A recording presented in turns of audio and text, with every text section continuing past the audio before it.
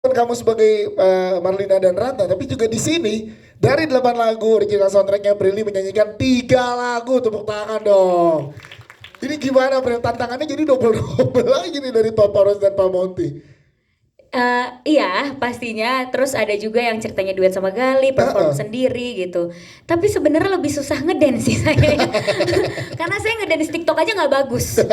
Nah tiba-tiba ini harus ngedance di film gitu, film Iya. yang besar gitu, itu mau nangis sih rasanya ya. Kayak aduh gimana ini kalau misalnya sampai dance-nya kaku gitu. Ya aku punya problem yang sama sama ya saya. Susah banget gerakannya, padahal kok kalau Nala yang ngedance gampang ya.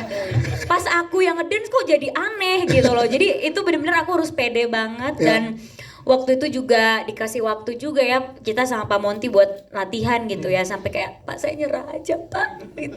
Saya nggak bisa joget kayak gini gitu, ngedance kayak gini takutnya jelek.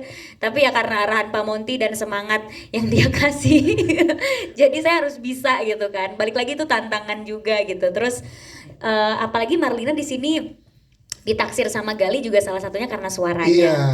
Jadi gimana caranya aku tuh bisa pede nyanyi, ceritanya bisa mempesona gitu. Itu juga susah ya karena aku agak nggak pedean kalau nyanyi gitu.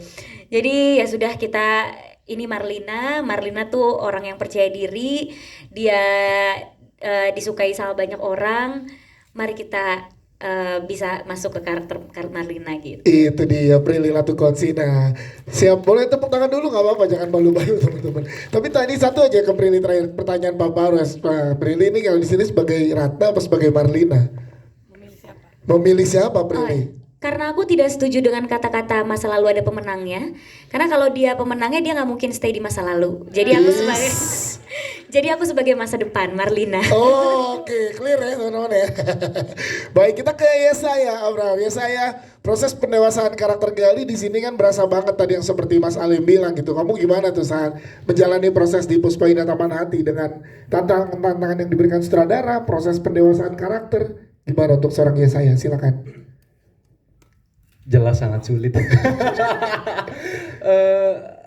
Terima kasih buat ya, pertanyaannya. Sebenarnya dari Gita Cinta ke Puspa itu kan Gita Cinta nggak ada joget-jogetnya ya Pak ya, nggak ada sama sekali. Ya. Nah terus tadi udah disampaikan sama Pak Monty, memang itu bener adanya. Gue tuh sampai butuh beberapa jam untuk masuk ke zone yang kayak oke, gue bisa nih nari gitu. Ya.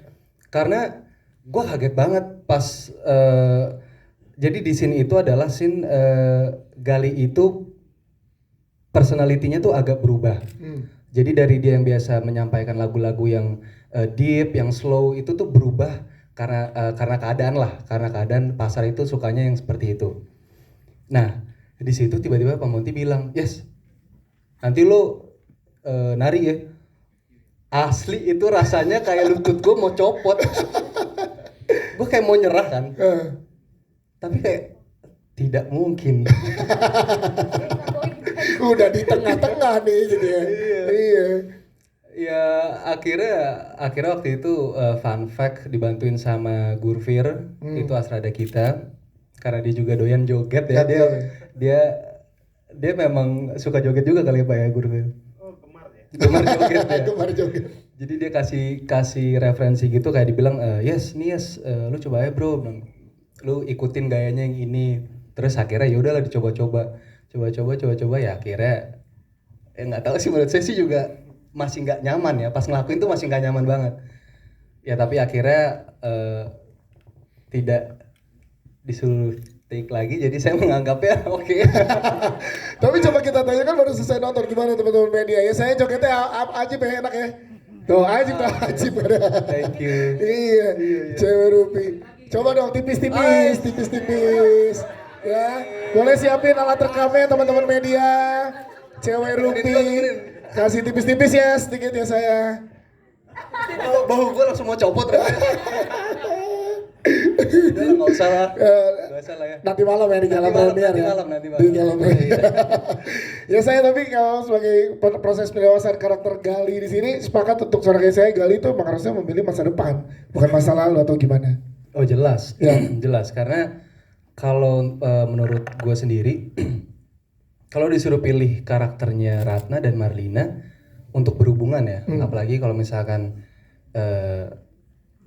hubungan yang cukup serius, gue sih pasti memilihnya model Marlina. Karena kalau Ratna itu kan modelnya yang kayak misalkan dia dibilang sama bokapnya nggak boleh, dia anak yang miskin apa bla bla bla, mobilnya nggak punya apa. Iya. Kalau Marlina tuh bisa ngomong gitu. Enggak, aku punya pilihan ini, aku maunya yang ini gitu. Dan gue pun jadi bisa kerja sama dong Iya. sama pasangan gue gitu. Iya. Jadinya ya pastinya untuk menjalankan hubungan lebih positif sih. Model-model yang Marlina kayak gini. Oke, siap. Tepuk tangan untuk Yesaya Abraham dong. Thank you Yesaya. Nanti kita ngobrol lagi dengan